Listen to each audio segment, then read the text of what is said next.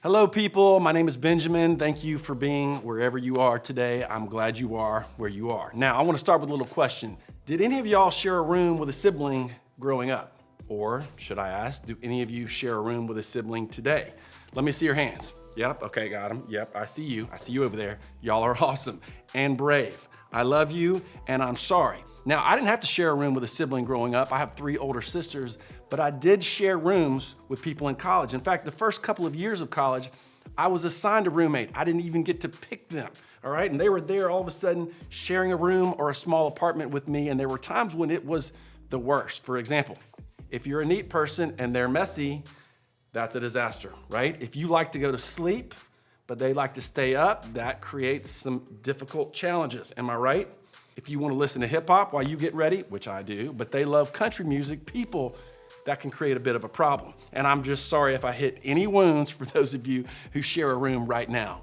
But I remember growing up in a trailer, lived with my parents. I didn't share a room, but we had a very small house. Dreaming of the day my parents would be able to afford a house that was big enough to give us a little space. But y'all, that never, ever happened. Maybe you feel the same way about your room situation, or maybe for you, it's something else. Maybe you're thinking, man, I cannot wait to have a car of my own so I don't have to hitch a ride with other people. Maybe you're thinking, I can't wait to have the independence to go on a trip with my friends. Maybe you're thinking, I can't wait till I'm old enough to move out of here, get a dorm of my own, get an apartment of my own, just get out of this place. See, part of being in high school is becoming your own person. You develop hobbies of your own.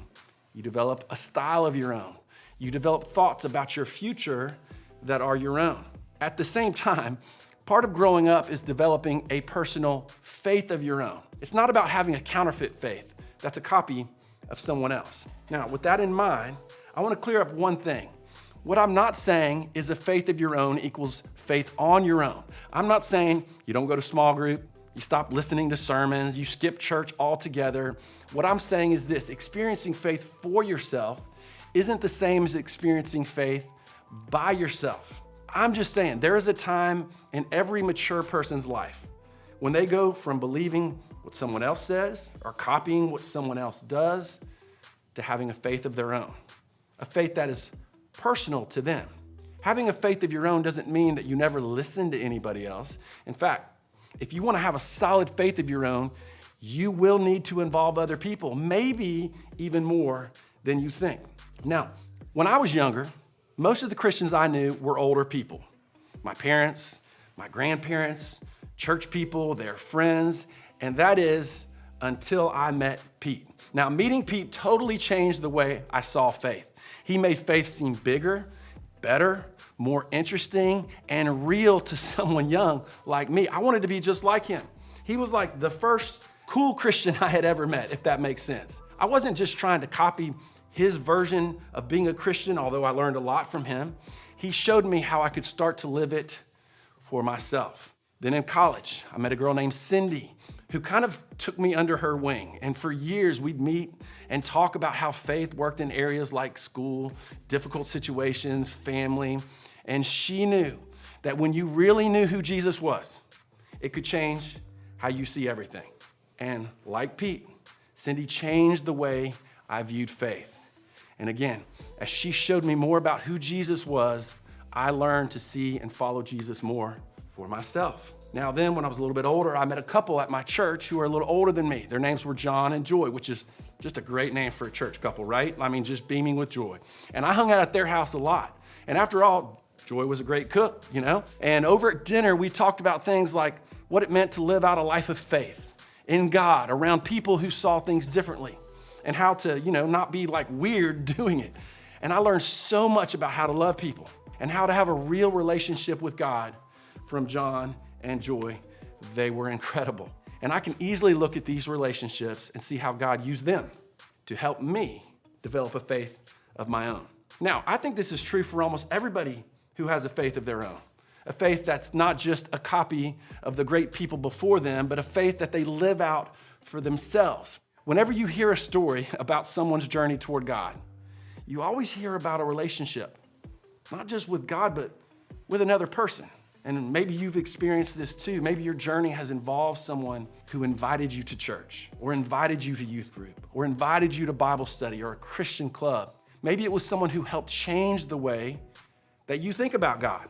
And this can be someone who impacted you with just one conversation, or maybe someone who impacted you with a series of conversations. Maybe it was someone you watched and observed. Like you just saw how they lived a different way. And maybe one of those relationships brought you here. That's the reason why you're here. Now, to put it simply, the people around us affect our faith. Let me say that again. The people around us, around you and I, they affect our faith. And that's true in both positive and negative ways. Just like the right people can move our faith in the right direction, the wrong people can move our faith in the wrong direction. And you have probably seen that happen.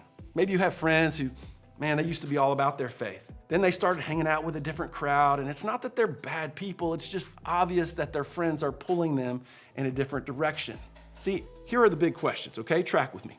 If the people around us have a huge impact on our lives and our faith, how do we find the right people who can help us? And how do we prevent being affected by the wrong ones?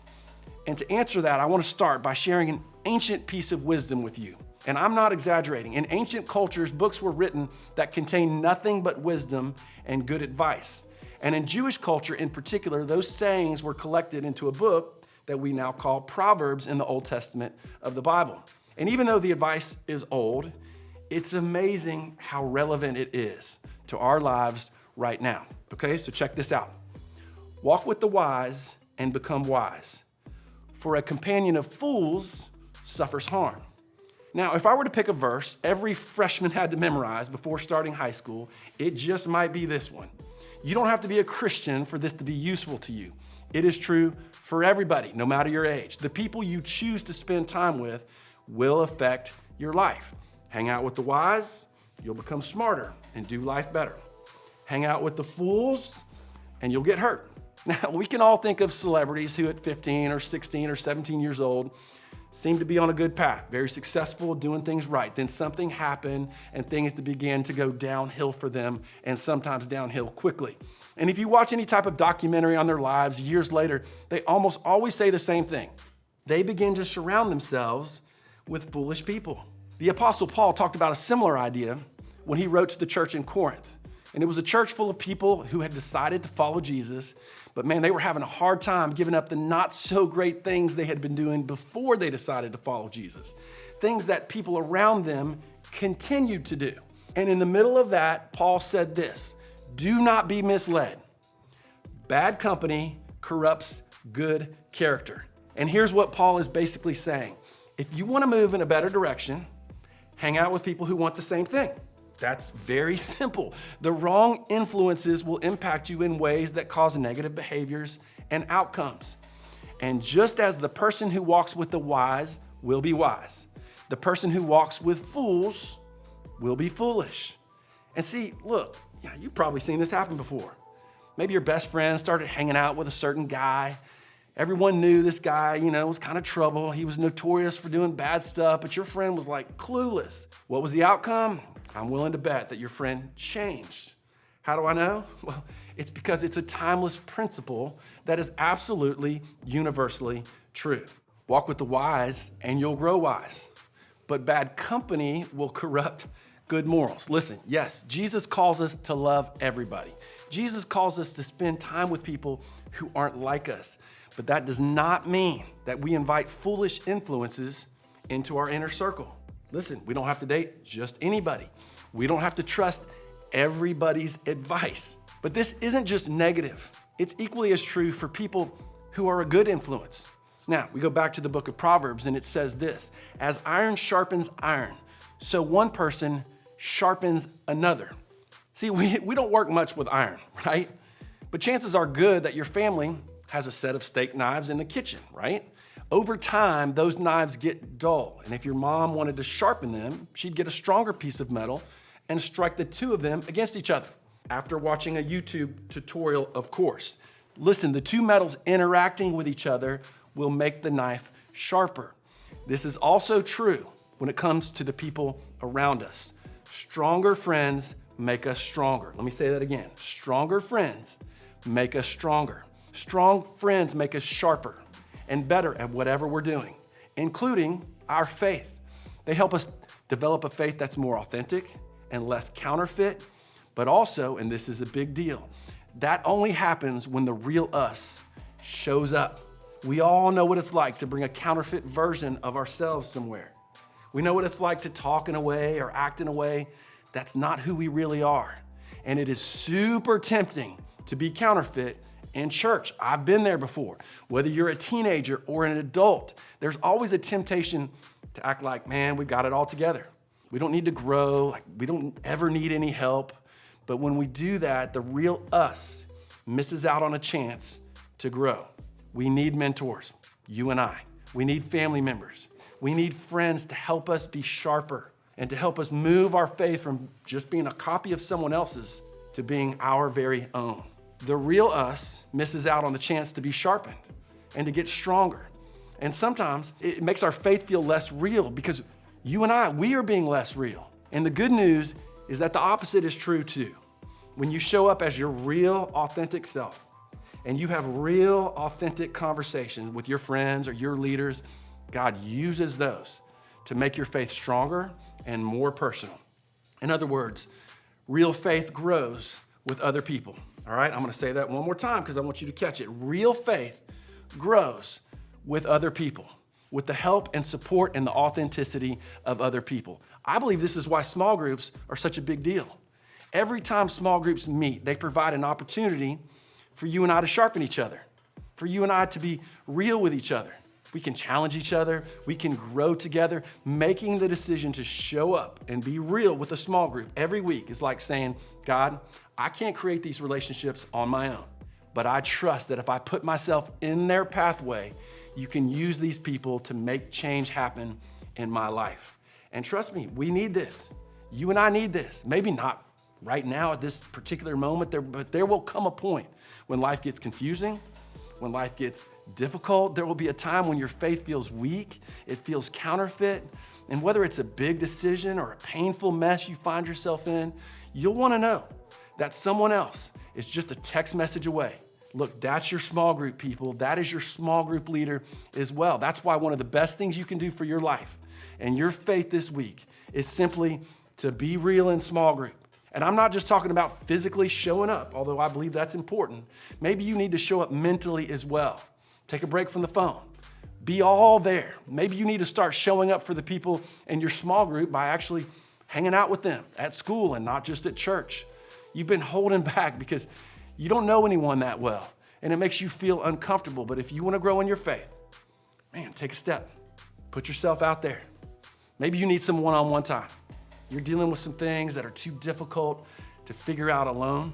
Or maybe you want to take your faith to the next level, and you've met someone older who seems like they could help. Today is a great day for you to start a real conversation with your small group leader. And you could say something like, look, hey, I really admire the way you intentionally live out your faith. Look, I could really use some of your input in my life right now.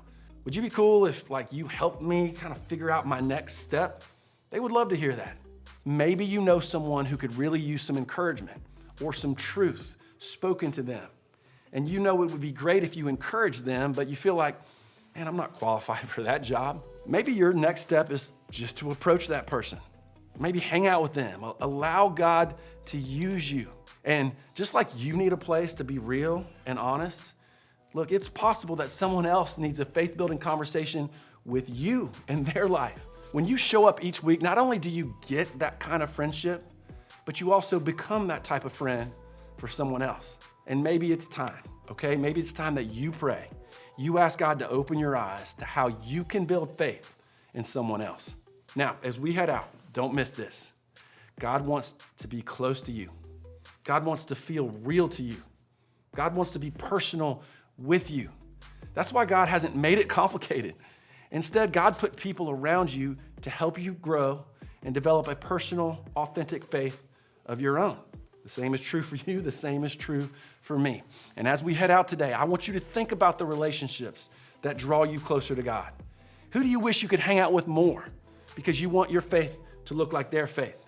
It's not about us copying their faith. It's about their faith encouraging our faith to grow more. So take a step, okay? Make other people a priority in your faith journey, because real faith grows with other people.